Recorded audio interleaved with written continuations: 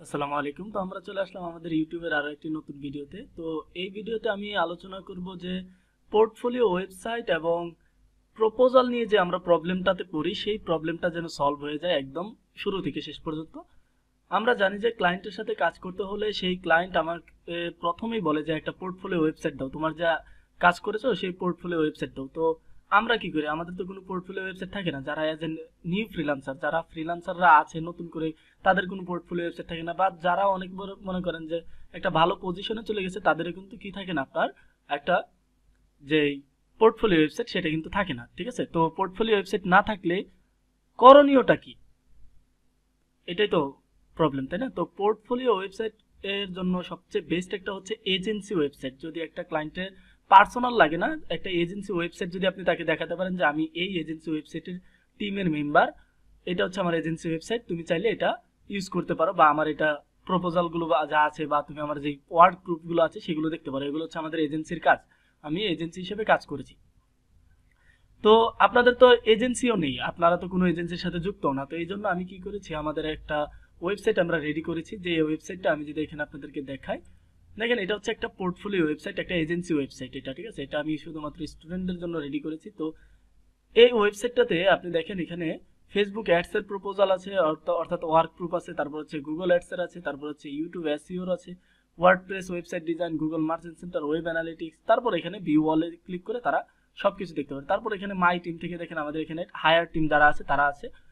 তো কেউ যদি কোনো ক্লায়েন্টকে আপনি যদি দেন, এটা একটু সমস্যা আছে, কিভাবে কাজ করবেন এটা দিয়ে আমি বলে দিই। তো এই লিঙ্কটা আপনারা পাবেন কোথায়, আমাদের ফেসবুক গ্রুপে চলে আসতে হবে। কোথায়, আমাদের ফেসবুক গ্রুপে। দেখেন এখান থেকে আপনি যদি সার্চ করেন ফেসবুকে আসার পর যদি আপনি রোগজেমি লার্ন ফ্রম দ্য এক্সপার্ট এখানে লিখে সার্চ করেন, দেখবেন যে এটা আমাদের গ্রুপ আসবে। এই গ্রুপে আসার পর আপনারা কি করতে পারবেন, আমাদের এই পোর্টফোলিও ওয়েবসাইটটা কালেক্ট করতে পারবেন।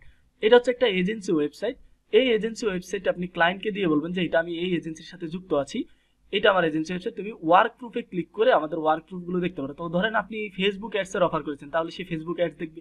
গুগল অ্যাডস এর করলে গুগল অ্যাডস, ইউটিউব এসইও করলে ইউটিউব এসইওটা, যার যার ইচ্ছা যেটা সেটা দেখবে। ঠিক আছে, আপনি যে স্কিলের উপর। তো এজেন্সি ওয়েবসাইট কিন্তু সকল স্কিলের ক্ষেত্রেই কাজ করে, কিন্তু আপনি যদি এটা পার্সোনাল ওয়েবসাইট হতো তাহলে কিন্তু এটা ঝামেলা হতো। কারণ কি, পার্সোনাল ওয়েবসাইট একজন নিজের জন্য থাকে, আর যদি এজেন্সি ওয়েবসাইট থাকে তাহলে এটা কি সবার জন্য। তো এই এজেন্সি ওয়েবসাইটটা আপনারা কিন্তু সবাইকে দেখাতে পারে। তো এখানে কিন্তু আমি এখন এই ওয়েবসাইটটাতে ডোমেইন হোস্টিং প্রোভাইড করিনি। যদি আপনাদের রেসপন্স ভালো থাকে তো আপনারাই কিন্তু এটার ডোমেইন হোস্টিং প্রোভাইড করবেন, এটা শুধুমাত্র আপনাদের জন্য।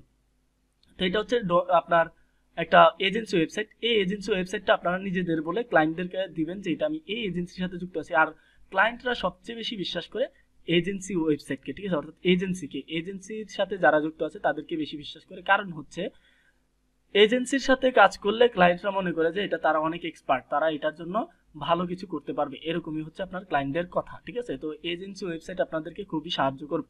তো এটা ছিল এজেন্সি ওয়েবসাইট। তারপর আমি আরো একটা প্রশ্ন এখানে লিখে রেখেছি, দেখেন যে প্রপোজাল কিভাবে বানাবো। দেখেন প্রপোজাল বানানোর জন্য আমি বলেছি যদি নতুন ক্লায়েন্ট হয়, ওই ক্লায়েন্ট, আপনার নতুন ক্লায়েন্টকে কোনো অফার করবেন, ক্লায়েন্ট নতুন আপনাকে চেনেন, আপনি সরাসরি তাকে অফার করতেছেন, তাহলে আমি যে প্রপোজালগুলো দিয়েছি সেগুলো দিয়ে করতে পারেন। কিন্তু ক্লায়েন্ট কোথাও পোস্ট করেছে যে তার ফেসবুক অ্যাডস এক্সপার্ট দরকার, গুগল অ্যাডস এক্সপার্ট দরকার, তাহলে তার রিকোয়ারমেন্টটা বুঝবেন, বুঝে তারপর তাকে অফারটা করবেন। এটা হচ্ছে প্রপোজালের নিয়ম।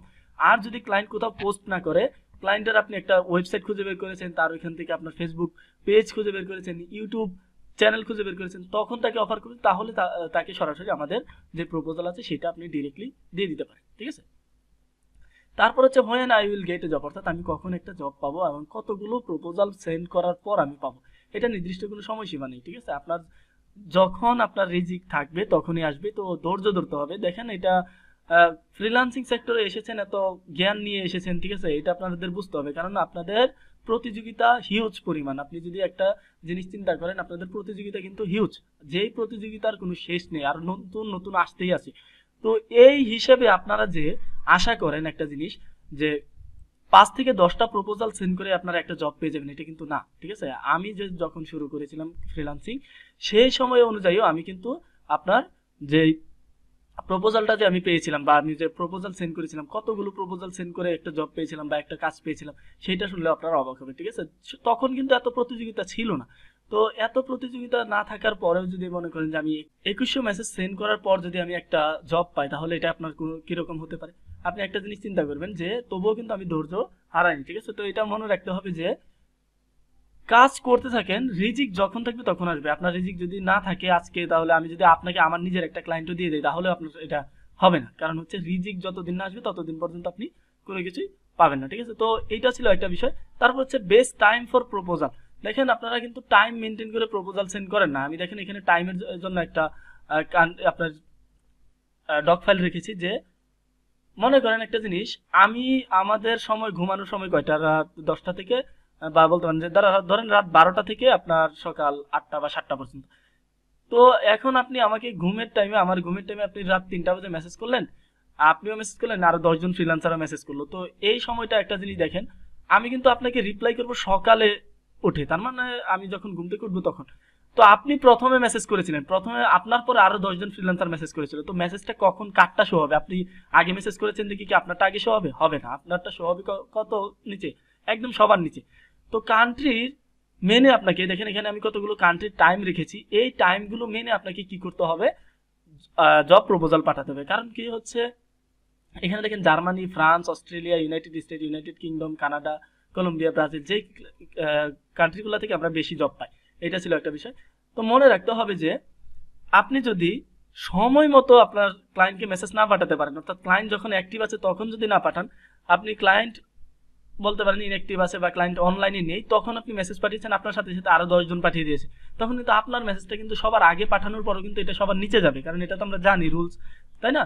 তো যে আগে মেসেজ পাঠায় তারটা সবার নিচে যায়, যে সবার শেষে পাঠায় তারটা সবার উপরে আসে, এটা আমরা জানি। যে কোনো জায়গায় ইমেলে পাঠান, হোয়াটসঅ্যাপে পাঠান, তারপর ফেসবুকে পাঠান, যে কোনো জায়গায় পাঠান, এটা কিন্তু আপনার নিচে আসবে। তো ক্লায়েন্ট কিন্তু এত দেখার সময় নেই কার কার প্রপোজাল, যারটা পাবে সেটাই দেখে যদি ভালো হয় তাহলে কিন্তু আপনাকে এটা কি করবে, রাখবে। তো এটা হচ্ছে টাইম মেনটেন। দেখেন কোথায়, অর্থাৎ কোন কান্ট্রিতে কখন মেসেজ দিলে, মানে বাংলাদেশ সময় কখন মেসেজ দিলে তাদেরকে বেশি রেসপন্স পাওয়া যাবে। যেমন জার্মানির জন্য আমি লিখেছি বাংলাদেশ সময় বিকাল 4টা থেকে রাত 4টা পর্যন্ত, এই সময়ে ক্লায়েন্টরা বেশি অ্যাক্টিভ থাকে, এই সময়ে কিন্তু আপনারা মেসেজ করতে পারেন। ফ্রান্সের জন্য লিখেছি, অস্ট্রেলিয়ার জন্য, ইউনাইটেড স্টেট, ইউনাইটেড কিংডম, সব কিছুর জন্য কিন্তু রেখেছি। তো ভিডিওটা পুরো দেখবেন অবশ্যই। আর এখানে দেখেন যে প্রপোজালের জন্য আমাদের বা প্রপোজাল এখান থেকে, তারপর হচ্ছে এই ওয়েবসাইট, সবকিছু আপনারা এখান থেকে পেয়ে যাবেন, ঠিক আছে। আর এই যে টাইমের মেনটেনের যে আপনার একটা ডক ফাইল, এই ডক ফাইলটাও আপনারা আমাদের ফেসবুক গ্রুপ থেকে কালেক্ট করে নেবেন বা আমাকে সরাসরি মেসেজ করবেন, ঠিক আছে। তো এটা ছিল বিষয়, প্রপোজাল এবং পোর্টফোলিও ওয়েবসাইটের প্রবলেম ইনশাল্লাহ আপনাদেরকে সলভ করে দিয়েছি ইনশাল্লাহ। এটা এইভাবে মেনে কাজ করবেন, ঠিক আছে, মেনে কাজ করেন। আর যে কোনো হেল্পের জন্য, ক্লায়েন্ট মিটিং এর জন্য যদি কোনো রকম প্রবলেম হয় আমাদেরকে অবশ্যই জানাতে পারেন ইনশাল্লাহ। তো পরবর্তীতে নতুন কোনো পার্টে দেখা হবে ইনশাল্লাহ।